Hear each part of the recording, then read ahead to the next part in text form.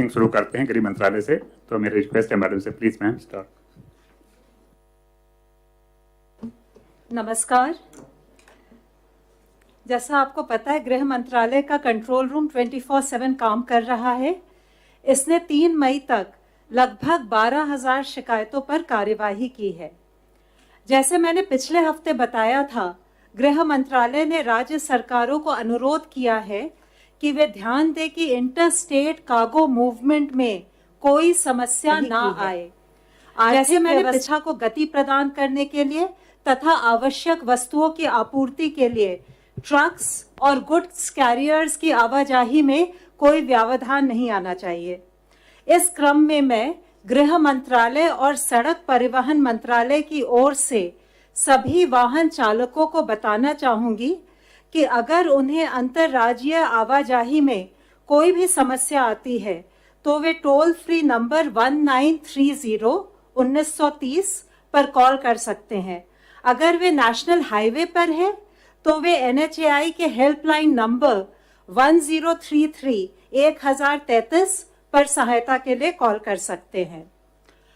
Police और security forces में बढ़ते संक्रमण को देखते हुए गृह मंत्रालय ने bureau of police research and development और स्वास्थ्य मंत्रालय का परामर्श लेते हुए सभी स्टेट्स और यूटीज को और सभी सेंट्रल आर्म्ड पुलिस फोर्सेस को एडवाइजरी जारी की है।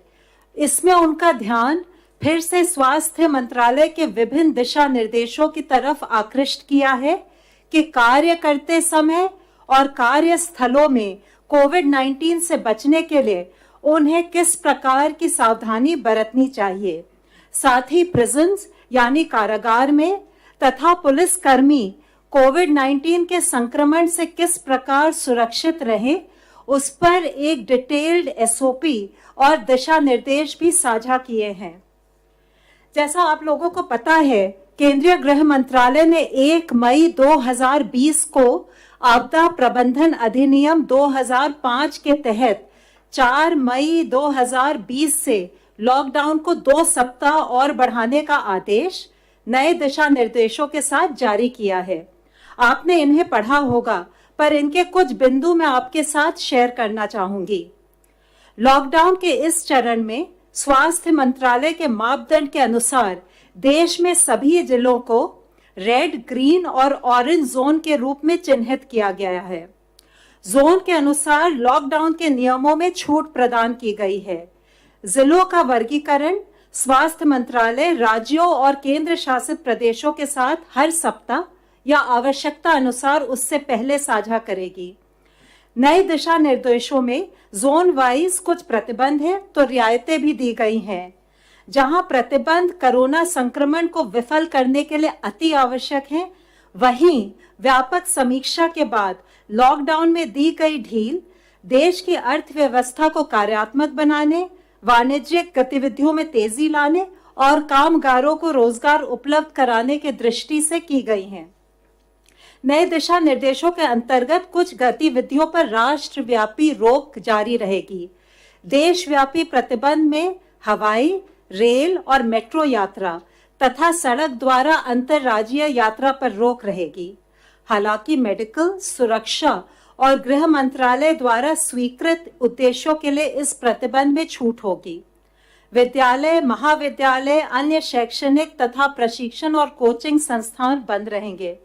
ऑनलाइन और डिस्टेंस लर्निंग की अनुमति है, जिसके द्वारा शैक्षिक सत्र में कुछ हद तक हम कमी को पूरा कर सकते हैं। आतिथ्य सेवाएं जैसे होटल्स, रेस्टोरेंट तथा सिनेमाघर, मॉल्स, जिम, खेल परिसर, बार, ऑडिटोरियम और ऐसे सभी संस्थान बंद रहेंगे। सामाजिक, राजनीतिक, सांस्कृतिक और अन्य प्रकार की सभाओं के आयोजन पर रोक रहेगी। सभी धार्मिक स्थल, पूजा स्थल, धार्मिक समागम जनता के लिए बंद रहेंगे। सभी गैर आवश्यक गतिविधियों के लिए लोगों की आवाजाही पर शाम 7 बजे से सुबह 7 बजे तक सख्ती से प्रतिबंध रहेगा। 65 वर्ष से अधिक उम्र के व्यक्तियों, बीमार लोगों, गर्भवती महिलाओं और 10 वर्ष से कम उम्र के बच्चों को आवश्यक जरूरतों और स्वास्थ्य उद्देश्यों को छोड़कर घर से बाहर निकलना वर्जित है। रेड जोन और ऑरेंज जोन में कुछ प्रतिबंध है पर छूट भी है। रेड और ऑरेंज जोन्स में जो कंटेनमेंट जोन्स हैं उनकी संवेदनशीलता को देखते हुए उसमें स्ट्रिक्ट पेरीमीटर कंट्रोल होगा, यानी आपातकालीन चिकित्सा सुविधा और आवश्यक वस्तुओं और सेवाओं की आपूर्ति बनाए रखने के अलावा कंटेनमेंट जोन के अंदर बाहर लोगों की आवाजाही नहीं होगी। कंटेनमेंट जोन के भीतर किसी भी अन्य गतिविधि या कार्य की अनुमति नहीं है। कंटेनमेंट जोन के बाहर रेड जोन में देश भर में प्रतिबंधित गतिविधियों के अलावा कुछ अन्य एक्टिविटीज पर भी रोक होगी। Cycle rickshaw, auto rickshaw, taxi और कैब एग्रीगेटर्स के परिचालन पर रोक रहेगी। बसों की इंटर और इंट्रा डिस्ट्रिक्ट आवाजाही की अनुमति नहीं होगी। नाई की दुकानें, स्पा और सैलून बंद रहेंगे। मॉल्स तो बंद ही रहेंगे, पर शहरी क्षेत्रों में मार्केट्स और मार्केट कॉम्प्लेक्सेस में गैर जरूरी सामानों की दुकानों की अनुमति नहीं है। हालांकि जरूरी सामान वाली दुकानों के लिए कोई प्रतिबंध नहीं है। स्टैंड अलोन शॉप्स, नेबरहुड यानी कॉलोनी की दुकान और आवासीय परिसर के भीतर जो दुकानें हैं वे हर तरह का सामान बेच सकती हैं। ग्रामीण क्षेत्र में मॉल को छोड़ हर तरह की दुकान की अनुमति है। रेड जोन में ई कॉमर्स सिर्फ एसेंशियल गुड्स के लिए अलाउड है। रेड जोन में कुछ बंदिशों के साथ ऑलमोस्ट सभी व्यावसायिक और निजी प्रतिष्ठानों की अनुमति दी गई है। अनुमति प्राप्त गतिविधियों के लिए लोगों एवं वाहनों की आवाजाही हो सकेगी। 4 व्हीलर्स में चालक के अलावा अधिकतम 2 लोग बैठ सकते हैं और 2 व्हीलर्स में पिलियन राइडर यानी पीछे की सीट पर सवारी की अनुमति नहीं है। रेड जोन के ग्रामीण क्षेत्रों में सभी औद्योगिक, कृषि इत्यादि गतिविधियों की अनुमति है, परंतु शहरी क्षेत्र में कुछ प्रतिबंध हैं।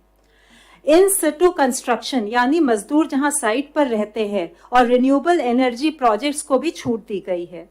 निजी कार्यालय आवश्यकता के आधार पर 33% स्टाफ के साथ कार्य कर सकेंगे। ऑरेंज जोन में देश भर में प्रतिबंधित गतिविधियों के अलावा बसों की इंटर और इंट्रा डिस्ट्रिक्ट आवाजाही भी प्रतिबंधित है तथा टैक्सी और कैब एग्रीगेटर्स को केवल 1 ड्राइवर और 2 यात्रियों के साथ आवाजाही की अनुमति है। 4 व्हीलर्स में चालक के अलावा अधिकतम 2 यात्री होंगे। यहाँ 2 व्हीलर्स में दूसरी सवारी की अनुमति है। ग्रीन जोन में देश भर में प्रतिबंधित गतिविधियों के अलावा अन्य सभी गतिविधियों की अनुमति दी गई है।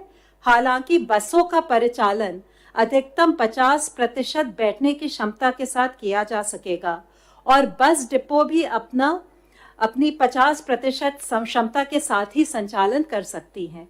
मैं आपके माध्यम से एक बार फिर लोकहित में लॉकडाउन को सफल बनाने के लिए और कोविड-19 की चेन तोड़ने के लिए सभी जो हमारे राष्ट्रीय निर्देश है उनका सार्वजनिक स्थानों पर और कार्यस्थलों पर अनुपालन करने का अनुरोध करती हूँ। धन्यवाद। Health ministry representative please. अब तक